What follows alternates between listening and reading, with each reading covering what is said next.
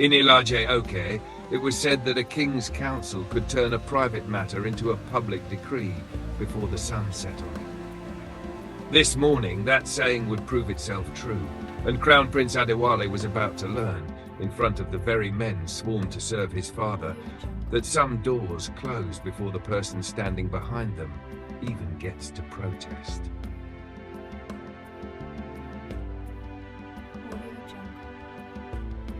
Kabiyesi, elders, the Onafowokan family has agreed to move the betrothal forward.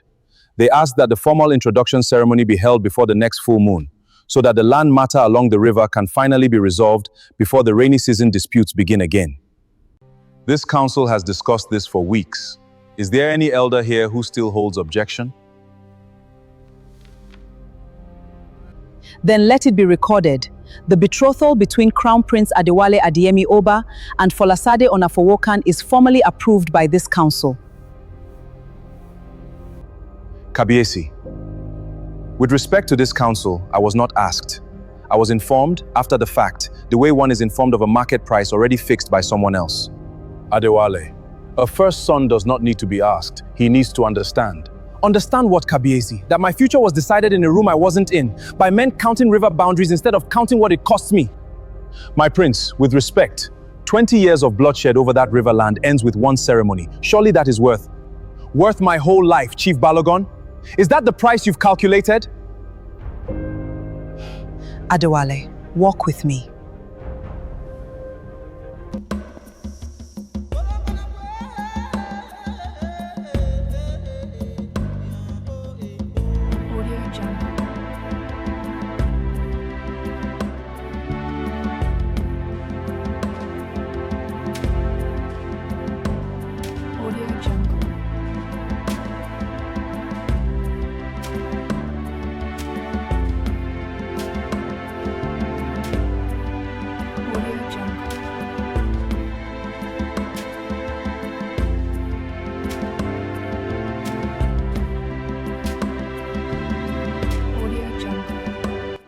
You think I don't understand what it costs you?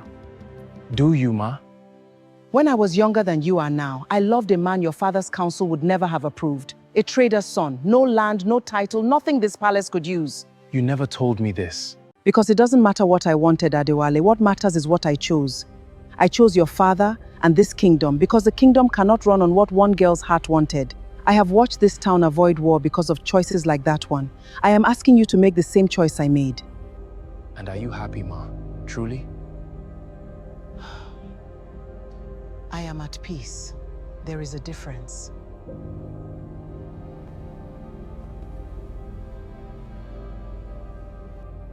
A difference from what, Ma? One day, if you are lucky, you will learn to accept that difference too. That is all I will say on it.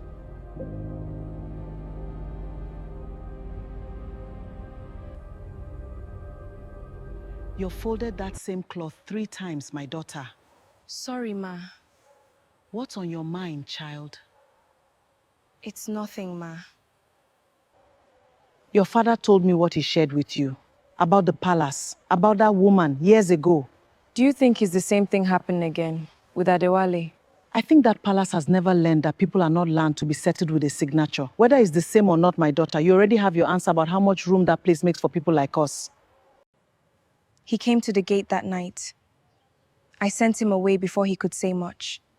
And are you certain sending him away is what your heart agreed to, or just what your pride demanded? I don't...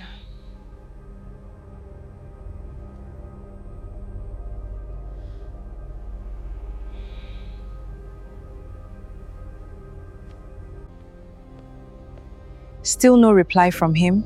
Why would he reply, Tayo? I'm about to be announced as another man's wife. What is there left to say to each other?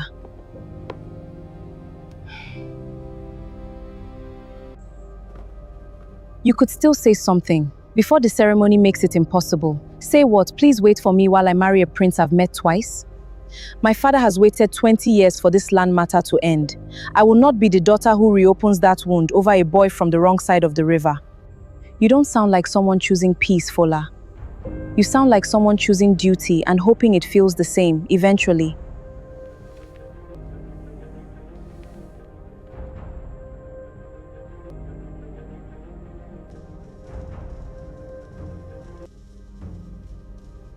They've started rehearsing the ceremony drumming already. Word moves fast once the council records something. My mother told me something today about a man she loved before my father, a trader's son. Aya-Oba never speaks of things like that. She said she chose peace over what she wanted, that she's at peace, not happy. She almost said more, Tunde. She stopped herself. Is that supposed to comfort me, that I might spend the rest of my life at peace instead of happy, and learn to stop myself from saying the rest too? I think she was trying to prepare you, not comfort you. Those are different things. Ronke sent me away. My mother is asking me to accept a marriage I didn't choose. And somewhere in Oke-Osun, a woman I've met twice is probably being told the exact same thing my mother told her, in different words, by a different mouth. Then maybe the real question isn't whether you'll obey the council, Ade. It's whether you'll spend the next month pretending you already have. Or whether you'll actually fight for a different ending while there's still time.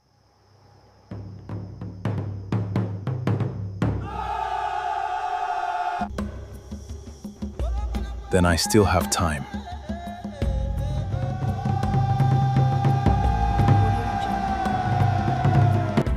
Elders had ordained many things in Ilaje-Oke's long history. Land settlements, chieftaincy titles, wars ended by treaty instead of blood. But no elder council had ever successfully ordained what a heart was permitted to feel while obeying. As the rehearsal drums for a ceremony neither Adewale nor Folasade had asked for grew louder across two different compounds that night, one thing had changed since morning. For the first time, the Crown Prince was no longer just enduring the sound of his own fate being rehearsed. He was listening to it and asking himself how much longer he intended to let it play uninterrupted. There is a kind of visit in Ilaje-Oke that needs no announcement. When a palace car slows in front of an ordinary compound, the whole street already knows something is about to shift. That afternoon, the car that stopped outside the Fadib compound carried no drummer, no messenger, no chief. It carried the one woman whose word in that palace was second only to the king's own.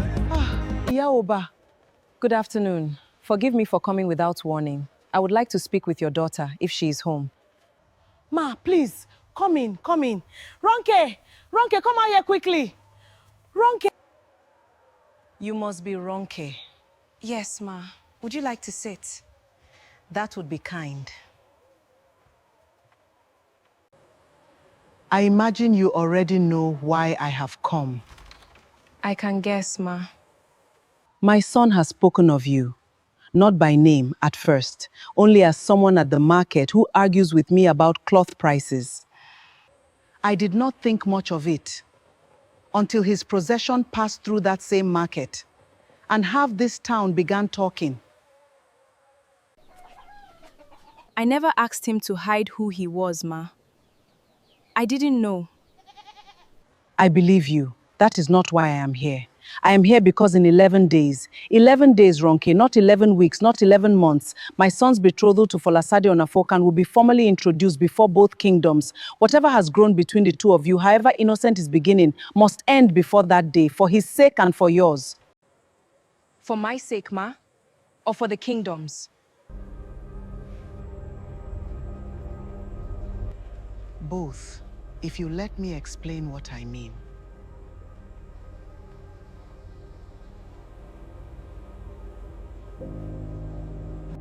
When I was your age, Ronke, I loved a man this palace would never have accepted.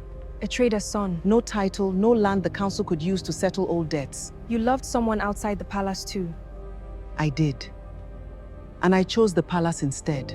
Not because I stopped loving him, but because I understood, even then, that this kingdom's peace was worth more than my own wanting. I have never regretted the peace I helped secure. But I would be lying to you if I said the choosing cost me nothing. Do you still think of him? Some doors, once closed, teach you more by staying closed than they ever would have by staying open. I tell you this not to frighten you, Ronke, but so you understand. I am not asking you to give up something I never understood the cost of. I am asking because I have already paid it, and I do not wish the same bill delivered to your door. Then why does it feel like duty always wins in this palace's stories, Ma? Never love. Because duty is the only thing a kingdom can hold on to when everything else, love, land, even peace itself, keeps shifting beneath it. That is not comfort. It is simply truth, the way I have come to know it. Is that her? Iya-Oba, in our compound? She's talking to Ronke like she actually understands what she's asking her to give up. She should understand. That palace took my place from me the same way. Though I will admit, I did not expect Iya-Oba herself to sound this human about it. Should we go out there, remind her whose daughter she's speaking to? No. Let Ronke hear it for herself and decide for herself. That is more than the palace ever gave either of us. I will not pretend this conversation makes what I am asking easy, Ronke. But I hope in time you will understand it was not cruelty that brought me to your gate today. I understand what you're asking, Ma. I'm not certain yet that I can give it to you. 11 days, Ronke. Not 11 weeks. 11 days is all the time either of us has left to decide who we truly are, underneath what is expected of us.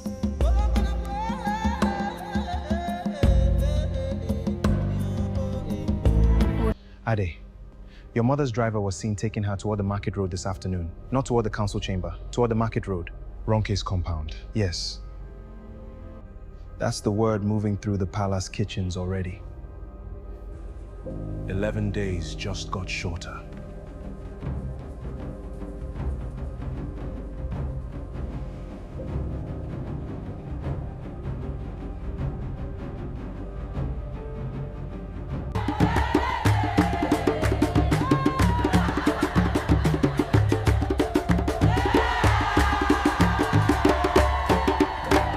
Iya-Oba had come to close a door before it could open any further.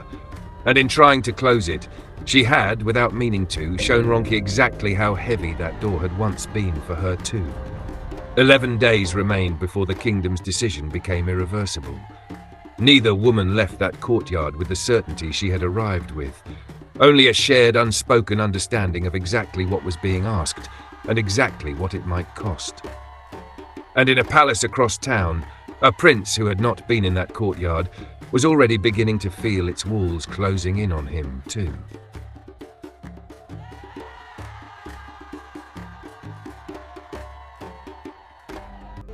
Ilaje-Oke kept its secrets the way a river keeps stones, hidden beneath the surface, smoothed over by years of quiet current, until something disturbed the water enough to bring them up again.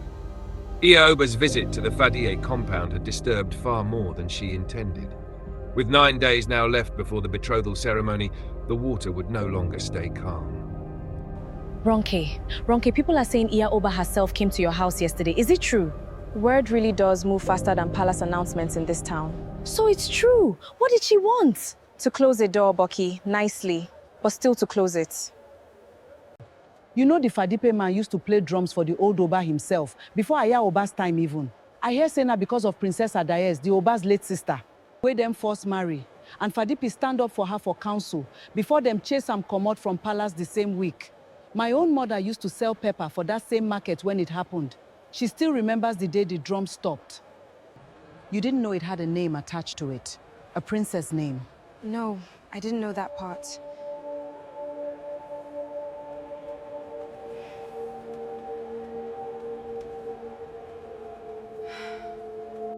Kabiesi, while we are on the matter of old grievances being settled, it has come to my attention that Iya-Oba paid a personal visit yesterday to the compound of one Fadipe, a former palace drummer, if the older chiefs recall. What is the meaning of this, Chief Balogun? Merely seeking clarity, Kabiesi. Iya-Oba's movements are her own business, Chief Balogun. Unless you have council matters to raise. Only this, Kabiesi. If the crown prince's market habits have led him to the same family, whose father once stood in this very chamber and accused the throne of forcing an unjust marriage, then perhaps this council deserves to know the history before old wounds embarrass us in front of the Onafowokan family, and before the Riverland Agreement is jeopardized any further than it already has been. It is true, Kabiesi. I was on this council when it happened. Fadipe spoke against your father. He was removed from the palace within the week. not our finest hour as a council. That matter was settled decades ago, Chief Abiodun. Settled, Kabiesi, or simply buried? Whose marriage, exactly? Forced by whom? Someone answer me. Whose marriage was my grandfather forcing that Ronke's father objected to? My sisters. Your aunt, Adewale, Princess Adewale. A woman you never had a chance to know because she died young, some say of a grief she never recovered from. An aunt. I have an aunt I was never told about, who died of a grief this family helped cause, and Baba Fadikbe, the only person who apparently loved her enough to say so out loud, was punished for it. He was closer to her than anyone else in this none of the rest of us allowed ourselves to see clearly. He said it in front of the whole council, the same way you did a few days ago. You come by your stubbornness honestly, it seems. Don't make this a compliment, Kabiesi. This woman is dead. My aunt is dead. And this palace buried her name along with her. I did not know the full weight of that history when I visited Ronke's compound, Adewale. I knew only that a drummer named Fadipe had fallen out of favor once. I did not know I was standing in the courtyard of the very family that tried, all those years ago, to save this palace from repeating exactly what it is doing again now. Then this isn't just about Ronke and me. This palace has done this before, to someone we loved. And it cost her everything. And no one thought I deserved to even know her name until today. Papa, what's wrong? The market already knows her name, don't they? Adaize. I could see it in your face when you walked in. You didn't just hear a woman, you heard a princess. They know something happened. Not the whole of it. Tell me the whole of it, Papa. Please. Her name was Adaize. She used to sit outside the drumming chambers and hum along while I practiced. Long before either of us understood what we were becoming to each other. I was a drummer's son. She was a king's daughter. There was never going to be a version of our story the palace allowed to finish the way it started. You loved her. I loved her the way a young man loves the first person who makes him believe his whole life. And when they told her she would marry a chief twice her age for a land agreement neither of them cared about, I did the only thing I knew how to do. I spoke. In front of the whole council, I told them what I saw, a forced marriage doing to a person's spirit, in real time, in front of me. They removed me within the week. I never got to say goodbye to her properly. 2 years later, I heard she had died. Quietly, the way this palace prefers its griefs to happen. Not loudly enough to embarrass anyone. Papa, why didn't you tell me all of this before? All these years? Because some griefs are not only yours to hand to your children, Ronke. I carried Adaize's name alone for over 20 years because I did not want you growing up hating a palace you had no part in wounding or measuring every man who ever smiled at you against a ghost you never met. But it seems that palace has found its way back to our gate, regardless of what I tried so hard to protect you from. Perhaps some doors were always going to reopen, whether we were ready or not. Kabiesi, if I may, this old history, now resurfaced publicly, could easily become the kind of scandal that unsettles the Onafowokan family before the introduction ceremony, now only 9 days away. I would advise moving swiftly to reassure them, and perhaps distancing the Crown Prince further from the Fadipe family to avoid any appearance of impropriety. Or, Chief Balogun, This council could finally acknowledge what was done to my husband's sister, instead of using old grief as a convenient tool to hurry along a marriage that benefits your own interests along that riverland. I only meant, Iyaoba, that the kingdom's peace must come first, 9 days is not long to manage a scandal of this size. So you have said. Repeatedly. I begin to wonder, Chief Balogun, exactly whose peace you are so determined to protect. And whose land benefits most from how quickly this marriage is pushed through. Old wounds, once uncovered, rarely close the same way they opened. By nightfall, two families who had carried the same unspoken grief for a generation, one in a palace, one in a modest compound, were no longer separated by simple silence, but bound by a truth neither had chosen to reveal on their own terms. 9 days remained until the ceremony that would decide whether history repeated itself a second time. And somewhere beneath the council's careful talk of peace and land and duty, a question was beginning to surface that Chief Balogun clearly hoped no one would think to ask. Peace for whom, exactly, and at what price to people who never sat at that council table at all?